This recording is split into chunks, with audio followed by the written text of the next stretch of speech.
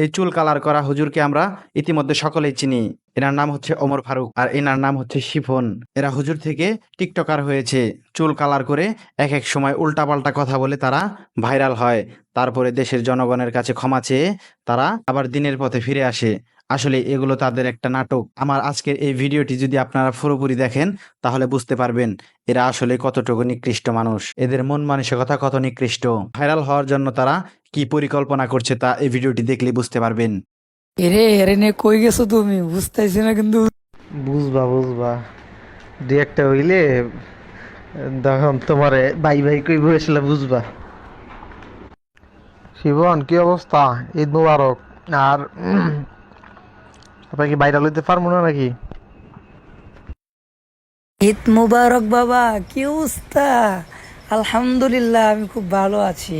এখন কথা হচ্ছে ভাইরাল হবেন আর বাপ সহ হবেন। কথা হচ্ছে আপনি চুল কবে কালার করবেন এটা আগে ঠিক করেন। হ্যাঁ, মানে আমি সেলুন দেখতেছি, ঠিক আছে? আপনি আগে চুল খালি লাল করা লাগবো, পরেরটা পরে দেখা যাবো না, বুঝছেন নি? আগে চুলটা কালাবে, আগে ইন্টারভিউ নেই, আগে ইন্টারভিউ লাগবে আগে।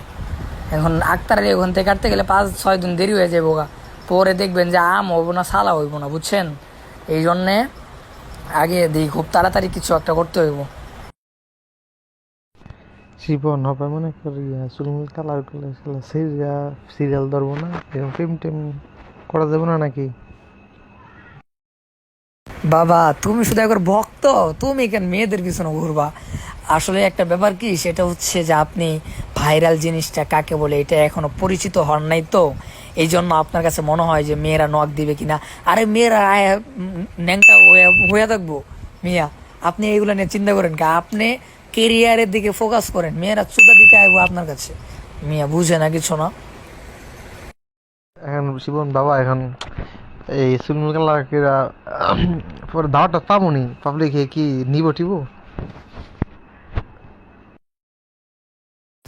বাবা আপনার এই জন্যই সিস্টেমে কাজ করতে হবে। এই জন্য তো আপনাকে বলছি যে সিস্টেমে, যেমন আসাদ নূরকে দোষ দিবেন আপনি, তারপরে হচ্ছে বড় বড় নাস্তিক যারা তাদেরকে দোষ দিবেন যে তিনাদের সাথে আমি মিশেছিলাম, এই জন্য হচ্ছে আমি এরকম হয়ে গিয়েছি। হ্যাঁ, এটা প্রথম প্রথম বলা যাবে না। প্রথম প্রথম আমার মন স্বাধীন, আমি আল্লাহ রাসূলকেও গালি দেই নাই, আমি কোরআনের বিরুদ্ধেও কথা বলি নাই। আমার মনে চাইছে যে আমি ওখানে থাকবো, আমি টিকটকও করি না, আমি কোনো ভিডিও করি না, আমি কোনো কিছুই করি না। হ্যাঁ, আমার মন চাইছে আমি মনের মতো থাকি। এখানে কারোর প্রবলেম হয় তাহলে তো আমার করার কিছুই নেই। লা ইকরাহা ফিদ্দিন, যার ধর্ম মানে কেন মানে এটা অর্থ তার করবে না, বুঝছেন? কথা হচ্ছে যে আমি আমার মতো থাকি, আমি কাউকে ডিস্টার্বও করি না, আমি কাউকে বলিও না তুমি নামাজ পড়ো না, আমি কখনো কাউকে বলিও না এটা হারাম ওটা হারাম। আমি আমার মতো থাকি, আমার ভালো লাগে এই জন্য থাকি। যখন আপনি ভুল বুঝতে পারবেন তখন হচ্ছে আপনি এটা বলবেন যে আমি বড় ভুল করে ফেলেছি, আপনারা আমাকে ক্ষমার দৃষ্টিতে দেখবেন। আসলে আমি ইহুদি খ্রিস্টানদের চক্করে পড়ে আমি আমার নিজেকে আমি হারিয়ে ফেলেছিলাম। আমি যে আলেম এটা আমি হারিয়ে ফেলেছিলাম, যে আমি একজন আলেম আমার কীভাবে থাকা দরকার এটা আমি ভুলে গিয়েছিলাম। আপনারা আমাকে ক্ষমার দৃষ্টিতে দেখবেন, আমি তওবা করে ফিরে আসতে চাই।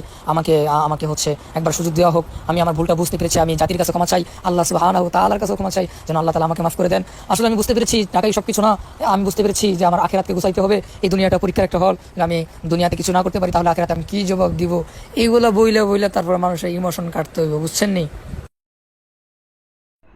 আরে আমি কম যে আমার 3,25,000 টাকা বক্তা সিলেট চুরি মাইরা লিয়া গেছে গা, এর লেগে আমি আজকে মনে হয়ে গেছে আমি আর ওয়াশ টাশ করবো না। এই হুজুর নামক মারানি খানকির ফলার হইলে এই দেশের ধ্বংসের কারণ, হেরা হয়েছে এই ধ্বংসটা নষ্ট করতে আছে।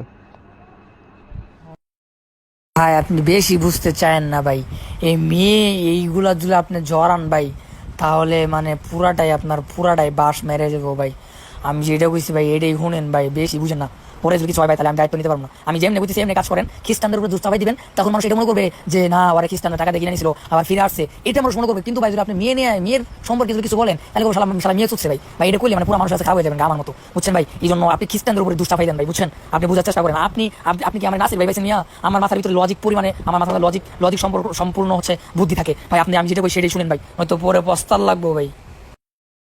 আরে শরীর তুলে আমার 3,25,000 টাকা মেরে লিয়ে গেছে এডি কম্পেটা যে হ্যার কারণে আজকে হ্যাঁ বক্তা নামের কলঙ্কে চোট মারানির পোলা হ্যাঁ আমার 3,25,000 টাকা মেরে লিয়েছে। এই সে হ্যার উপরে নাম দিম গোয়ার তলা ফাটালাম, বুঝছ না?